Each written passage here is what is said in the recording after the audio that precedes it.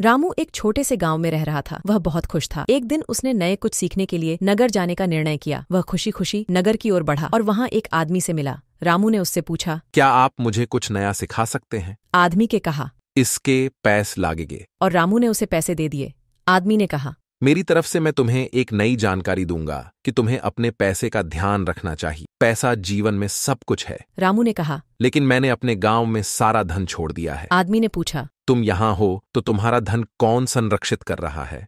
आदमी ने कहा, इसका मतलब है कि तुम्हें तुरंत घर लौटना चाहिए। ये काफी संभावना है कि तुम्हारा धन किसी ने लूट लिया हो। रामू उदास हो गया। एक उदास मन के साथ वह अपने गांव की ओर रास्ता बढ़ा। उस समय उसे लग रहा था कि उसने कुछ मूल्यवान खो दिया है। वह क्या है जिसे उसने खो दिया है? वह सोचने लगा। अचानक उसने चिल्लाया, ओह, जो मैंने खो दिया है वह है मुस्कान। जब वह गांव पहुंचा, किसी ने उससे पूछा, तुमने ग्वान में किया सीखा? मैंने सीखा है कि खुशी के बिना कोई धन नहीं है, आनंद से अच्छा पोषण नहीं है।